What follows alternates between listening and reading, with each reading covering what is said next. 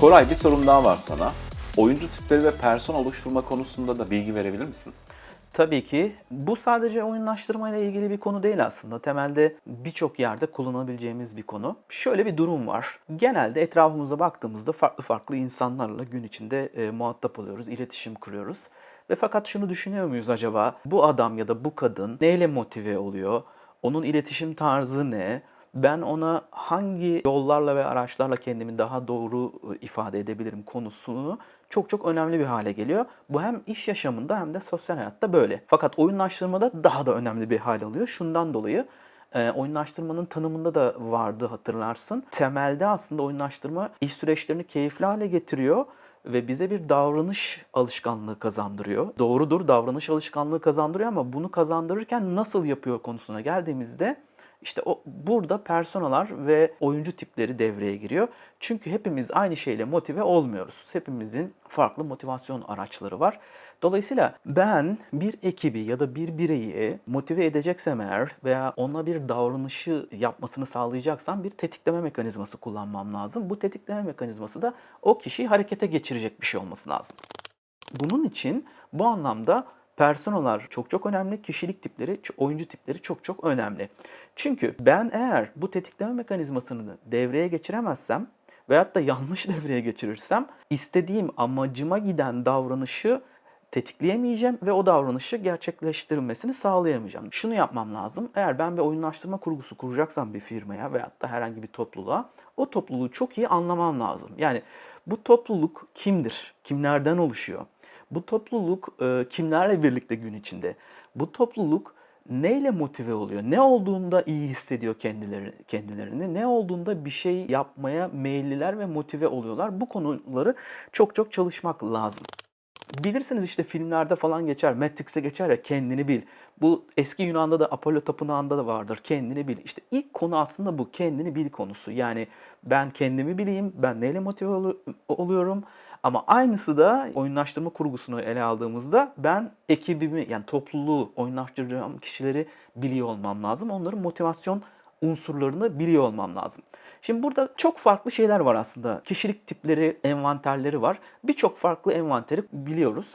Ama temelde baktığımızda benim amacım bu envanterlerden veya akademik çalışmalardan bağımsız olarak o bireyin ya da o topluluğun temel motivasyon unsurlarını anlamak. Bu da öyle çok aman aman böyle çok zor bir konu değil aslında profesyoneller için. Burada seçeceğimiz bir grupla konuşuyor olmak, onlara böyle koçluk sorularıyla, aslında açık uçlu sorularla kendi motivatörlerini bize aktarmalarını sağlamak çok çok önemli.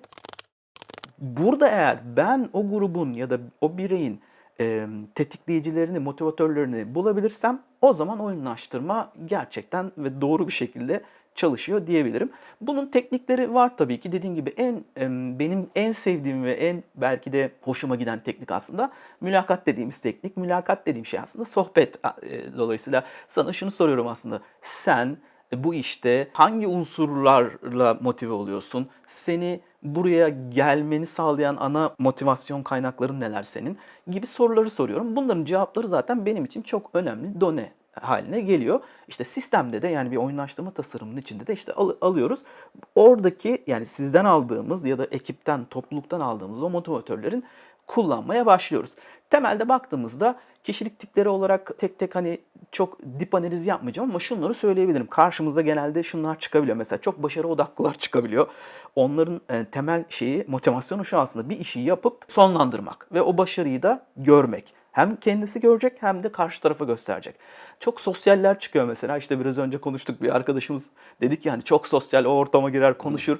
Böyle sosyal insanlar var. Onlar için mesela bir toplulukla birlikte bir şey yapmak çok çok önemli. Onların da motivasyon kaynağı o. Baktığımız zaman mesela bir grupta aidiyet hissi barındırıyor çok ciddi anlamda. Bir yere ait olma hissi çok önemli onlar için. Bir grup var mesela, çok mükemmeliyetçi bir grup.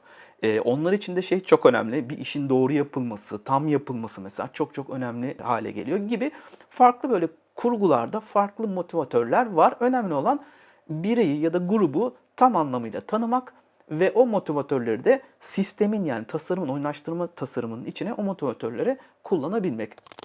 O yüzden bizim için oyuncu tipi ya da personalar çok çok önemli.